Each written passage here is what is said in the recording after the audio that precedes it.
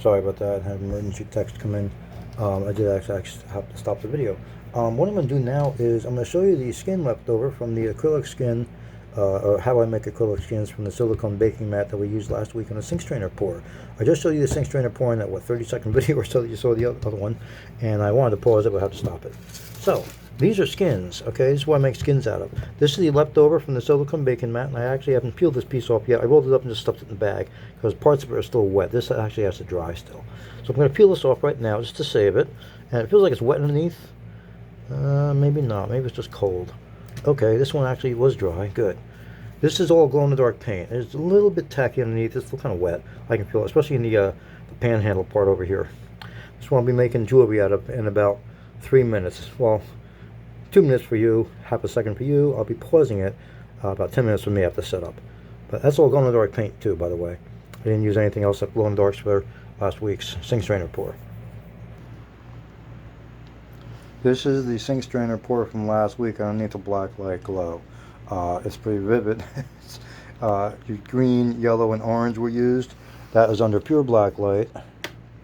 And that is without the black light, just having it glow. It's going to settle down. It's not really dark in my room yet, and it's really not powered up. So, and my camera is not going to really pick it up too well. It's going to fade out. So I'll pause here. Okay, these are the skins of what I'll be making the pendants out of. They're just sitting on cardstock right now just for the nice, amazing contrast of the glow. Again, these are glow in the dark. These are the spillovers that I peeled off the silicone skin. That's what I'll be making the pendants out of. These do glow in the dark. You walk into any place that has black lights, you'll glow vividly.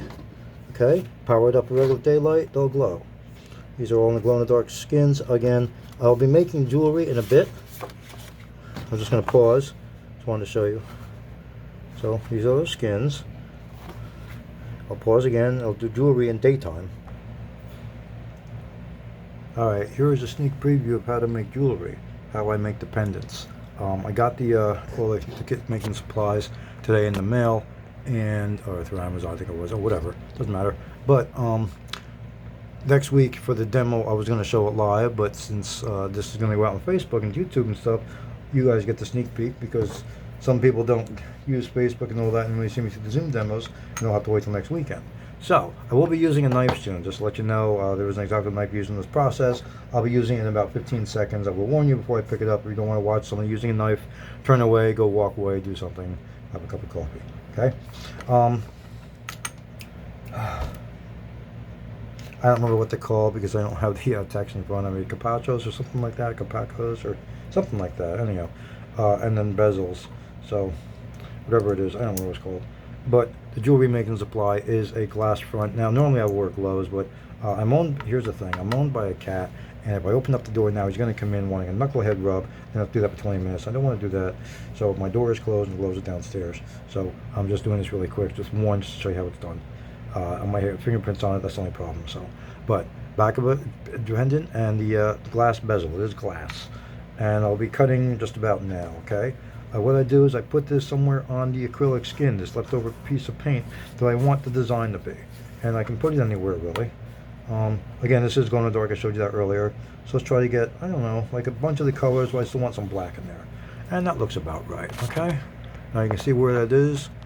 All right, I'm going to cut all around that with a super sharp X-Acto knife. Okay, so I push down the bezel, make sure it doesn't go anywhere, and I trace very firmly, very exact, and go slow as you want, careful as you want. Is a super sharp X-Acto knife. Why? I also have a cutting mat under me. This green mat, which I'll pick up in a little bit. Let me pause this. One hole has been cut out of the acrylic skin. Okay, one perfectly nice round hole, which is now stuck to the cutting mat with the bezel. Okay, so one piece of acrylic skin. There's one piece of acrylic skin is now going to be glued to that pendant back that you saw, and then the bezel over the top.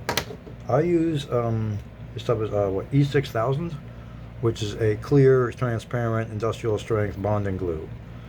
Dries clear. You want something clear. Why? Because when you do the bezel, it has to be glued onto the top of the acrylic. You don't want anything yellow.